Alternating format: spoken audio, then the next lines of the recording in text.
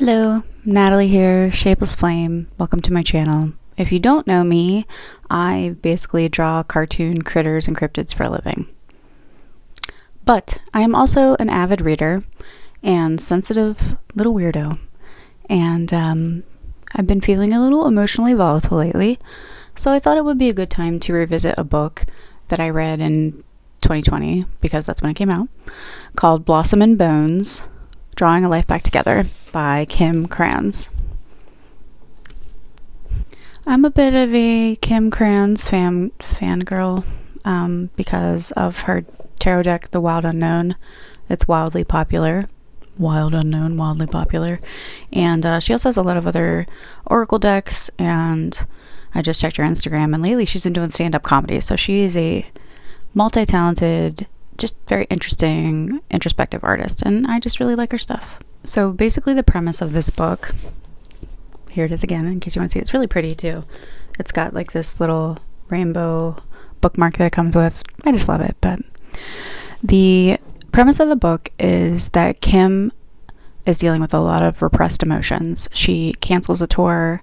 She cancels a lot of really important things that she had been looking forward to in her career, and goes to live at an ashram in the Poconos and seeks to draw the feeling in an attempt to sort of excavate all of these feelings that she's been repressing. As you would expect from a book or a journal style storytelling, the artwork is very messy, chaotic. Sometimes it's incoherent, but it reads like you're reading someone's journal. It feels very intimate.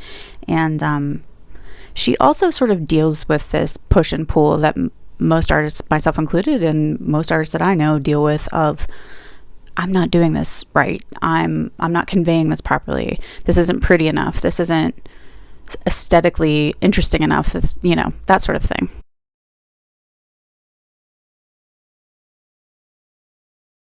So obviously the contents of this book are pretty heavy. So I just want to give a quick little trigger warning that if you are bothered by topics like eating disorders, loss, grief, really it runs the gambit, I suggest that you just, you forego this video. I'm going to be talking about some personal things in my life and the things that Kim discusses in the book as well. I would also like to add a disclaimer that this video and this book are in no means intended to be a replacement for therapy, medication, or any other conventional methods of overcoming trauma. So please do not interpret it as such. It is simply one rung on a very, very tall ladder of, crawling yourself out of a hole.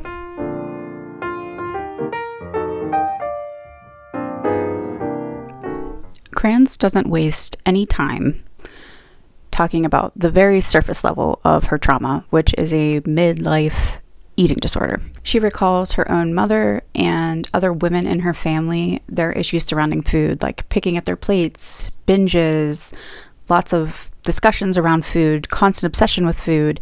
And she sort of takes this pride in the fact that she feels like that gene has just overlooked her. She's spent her entire life just not having any issues with it. No big deal, right? And unpacking the shame around being a 38-year-old woman at the time that she wrote this book and dealing with a binge eating disorder, she feels a tremendous amount of embarrassment and like she's sort of failed herself. I'm a woman and I can relate to this. Growing up, I was told to count calories when I was in elementary school, and I was anorexic for a good portion of my high school years, and even into adulthood, I have dealt with control issues and things like that surrounding food. And even now at 41, I'm in a much healthier place. I look at things from a standpoint of health and longevity, but I still struggle all the time with making sense and unpacking a lot of my issues around food. Having grown up in the 90s with rail-thin models like Kate Moss and this pervasive diet culture like Snackwell's desserts and low-fat, lose weight, heroin chic, and then, the 2000s, we had Britney Spears, and this is no offense to Britney Spears, it's just like they're all these ridiculous ideals set on us that are basically unattainable for like an average woman or man. I don't care what your gender is. Like, it is pervasive. Diet culture is toxic, and it gets in your brain, and it's really hard to flesh out. Much like Kim, I had a similar role model in my own mother. We had this it's ridiculous to even talk about. There was this family joke. My mom, we would call her Bertha, and Bertha would only come out in the evenings or in the nighttime to stand by the refrigerator and binge, and everyone would laugh about it and just act like it was this big joke. But now, with this clarity of adulthood and healing trauma and understanding these things, I realized, like, God, that was just so messed up, and I feel so bad for my mom because she never talked about it, really. It was just a joke, and she just laughed with us. Of course, I internalized that as a child. How can you not? So to bring it back to Blossom and Bones, the author, Kim, she starts to realize as she's drawing the feeling every day that this eating disorder is really a result of much deeper wounds that she is completely not cognizant of, that the reason that she's responding in this way is because of this deep, deep pain.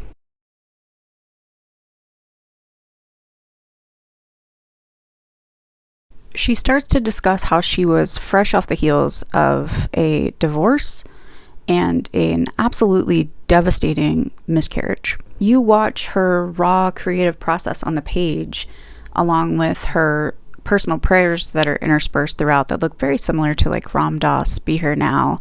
They're almost little meditations that she's telling herself, but this process is helping her to uncover how much pain she has around these recent developments in her life. When I was dealing with the worst of my eating disorder in high school, that's when basically everything else was spiraling out of control in my life.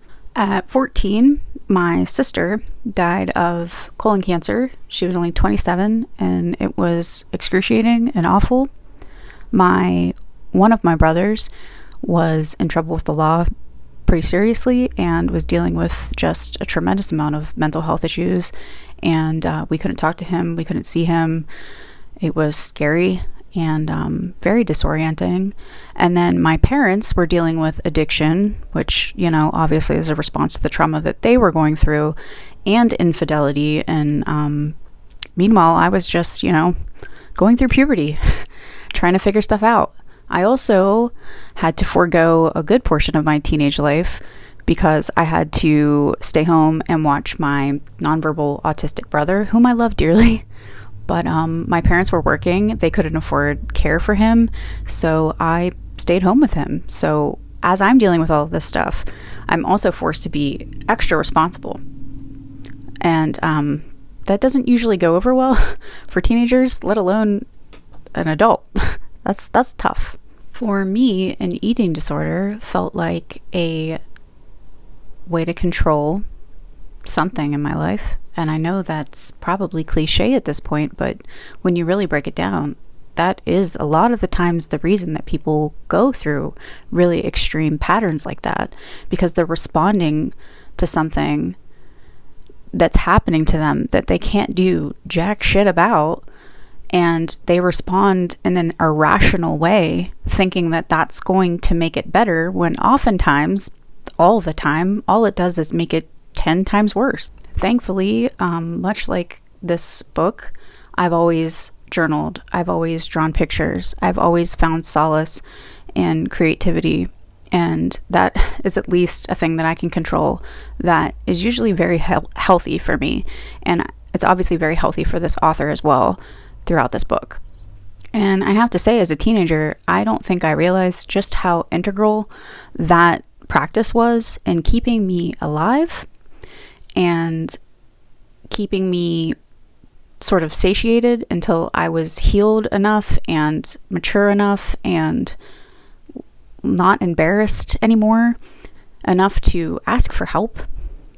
This book, I think, serves as a potent reminder that if you stay creative and just even a little bit tethered to something bigger than yourself, I don't care what you believe in, what you practice, that it can serve as a very useful tool to keep in your arsenal indefinitely. And there's going to be days when you are so depressed and so unmotivated and so just numb and dead, metaphorically, that you can't show up to the page. You can't give anything, but it's there. It's always there. It's always waiting for you. And you can come back to it anytime.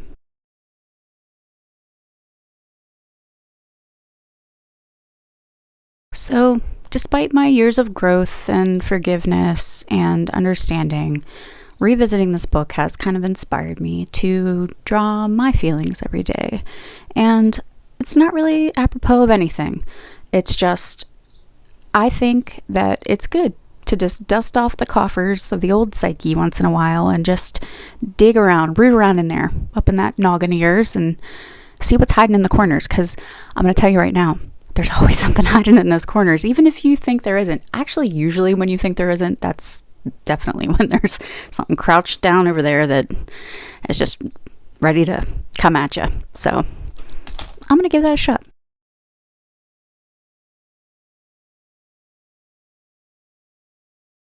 I know this is a little different than what I normally do, so I hope this resonated with you.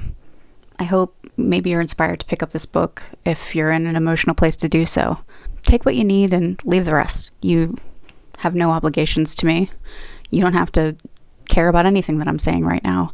I just want people to learn to love themselves and love each other and take care of each other. And let's heal together. Okay? Bye, guys. Have a great day.